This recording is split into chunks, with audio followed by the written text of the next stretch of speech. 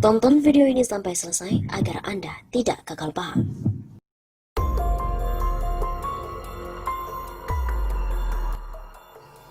DPR sukarela membubarkan diri.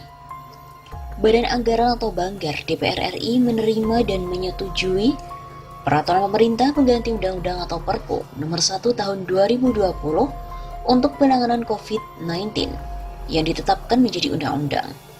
Ketua Banggar DPR RI Said Abdullah mengetok palu tanda menyetujui Perpu Nomor 1 Tahun 2020 menjadi undang-undang dalam rapat kerja secara virtual dengan Kementerian Keuangan dan Kementerian Hukum dan HAM pada hari Senin di Jakarta 4 Mei yang lalu. Keputusan yang cukup mengagetkan untuk sebagian orang, karena tidak pernah ada dalam sejarah DPR keputusan diambil secara virtual. Karena kehadiran anggota sangat berpengaruh, apakah suatu keputusan diambil sudah memenuhi quorum ataupun tidak, sehingga memenuhi syarat keabsahan suatu keputusan. Bagi yang mengikuti perjalanan DPR MPR pasca reformasi tentu tidak kaget, karena sejak saat itu terjadi banyak pelanggaran yang dilakukan oleh DPR MPR, diawali dengan pelanggaran yang disebut banyak pihak sebagai kudeta konstitusi terhadap Undang-Undang Dasar 1945 yang telah disahkan oleh PPKI pada tanggal 18 Agustus 1945, sehingga diberlakukannya Undang-Undang Dasar 1945 palsu yang ditetapkan oleh MPR dengan ketetapan tanpa nomor tanggal 10 Agustus 2002. Negara Republik Indonesia segera berubah bentuk tanpa disadari oleh rakyat. Dari negara kebangsaan menjadi negara korporasi. Dari negara hukum menjadi negara kekuasaan. Dari negara kesatuan menjadi negara semi-federal. Dari sistem presidensial menjadi sistem semi-parlementer. Yang paling mendasar adalah berubahnya posisi MPR dari lembaga tertinggi negara menjadi lembaga negara tinggi biasa sejajar dengan lembaga negara lain, sebagai pelaksana kedaulatan rakyat menjadi kedaulatan partai.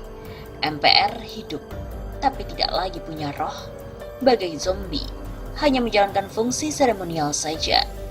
Rakyat tidak lagi punya perwakilan dengan hilangnya utusan daerah dan utusan golongan.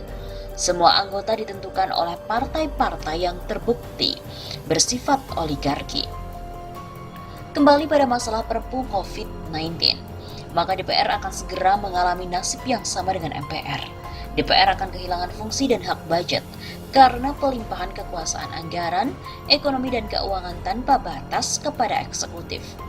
DPR juga kehilangan fungsi dan hak legislasi, karena eksekutif akan selalu mengeluarkan peraturan pemerintah pengganti undang-undang atau perpu, walau tidak dalam keadaan darurat yang memaksa, secara sepihak tanpa melibatkan DPR. Keadaan ini bisa terjadi karena yang duduk menjadi anggota DPR MPR adalah para oportunis politik, para pemburu rente juga para pesohor yang hanya bermodal popularitas. Seorang anggota DPR MPR bisa masuk Senayan dengan menggelontorkan uang sebesar 30 miliar rupiah atas bantuan keuangan dari para bandar yang siap meremote kontrol anggota DPR MPR yang dibiayainya untuk melakukan apa saja demi kepentingannya. Jika sudah demikian serupa macan ompong, maka DPR hanya menjadi lembaga yang tidak mempunyai kekuatan apapun, selain hanya menghabiskan anggaran karena fasilitasnya dan lembaga tempat para maklar proyek dan koruptor yang merancang korupsinya sejak penyusunan anggaran. Dengan kata lain, DPR yang dahulu sangat garang kalau ada kata bubarkan DPR, sekarang karena kebodohan dan niatnya yang jelek, malah bubar dengan sendirinya tanpa mereka sadari. Pada Senin 11 Mei, Komisi 7 DPR RI justru telah mengagendakan rapat kerja pengambilan keputusan rancangan undang-undang minerba, mineral dan batu bara. Rapat diadakan secara protokol waspada COVID-19. Komisi 7 antara lain mengundang Menteri ESDM, Menteri Dalam Negeri, Menteri Hukum dan HAM, Menteri Perindustrian dan Menteri Keuangan. Adanya agenda Komisi 7 DPR RI tersebut terungkap dalam sebuah salinan surat undangan kepada seluruh anggota Komisi 7 pada hari Rabu 6 Mei. Terkait agenda Komisi 7 ini, cepatnya pembahasan RUU Minerba di DPR menjadi sebuah indikasi benarnya pernyataan Najwa Shihab paru-paru ini. Apa yang dilihat aneh oleh Najwa adalah di saat pandemi COVID-19, Senayan malah lebih prioritas menelurkan kebijakan yang tak terkait COVID-19. Contoh nyatanya adalah bagaimana begitu kencangnya panja RUU Minerba ingin mengesahkan menjadi undang-undang. Belakangan dilakukan kegiatan rapat kerja untuk persiapan pengesahan RUU Minerba menjadi undang-undang pada 11 Mei itu. Patut diduga hanya untuk mengakomodir kepentingan Taipan Tambang.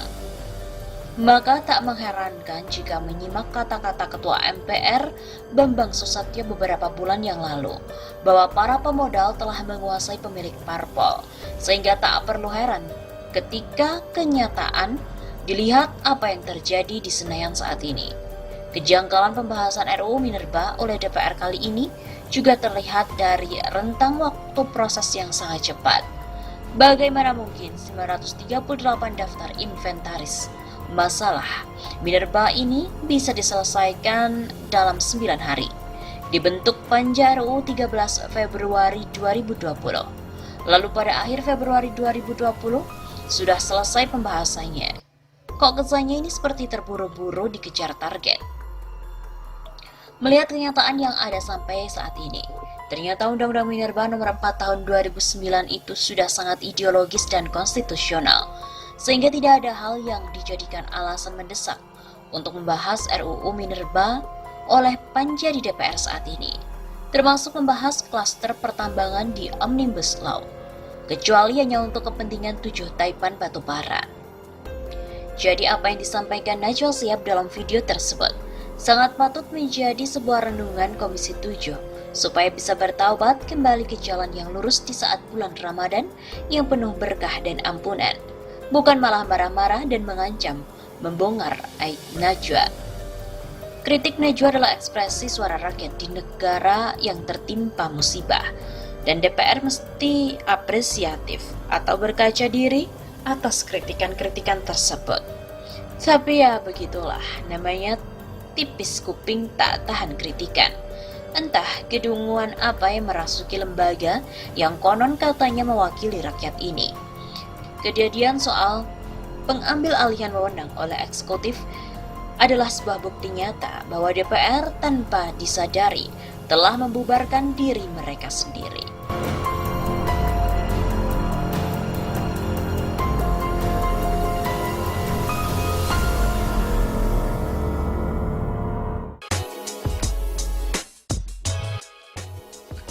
Office boy DPR yang bertugas di dekat ruang Puan Maharani positif corona.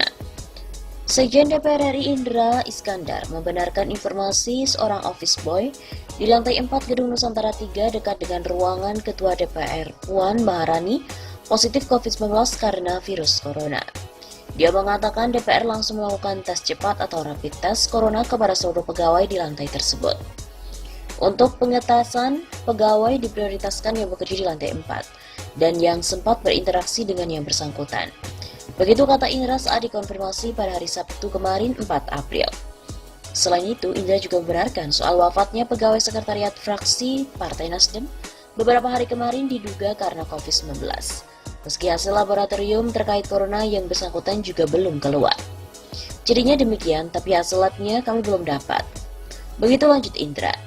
Kesekretariatan Jenderal DPR lanjut Indra juga telah mengambil langkah cepat dengan melakukan rapid test kepada sejumlah rekan almarhum yang dirasa sempat berkontak dekat. Hasilnya dari 10 orang yang dites, 3 orang diantaranya dinyatakan positif, menunjukkan infeksi corona. Kami lakukan tes cepat kepada sekretariat fraksi Partai Nasdem dan hasilnya dari 10 orang yang dites, 3 diantaranya hasilnya positif. Begitu kata Indra. 4 pegawai di DPR dinyatakan positif COVID-19. Sekitar 4 pegawai di DPR yang terdiri dari 3 pegawai fraksi Nasdem dan seorang office boy di ruang pimpinan DPR diisukan positif COVID-19.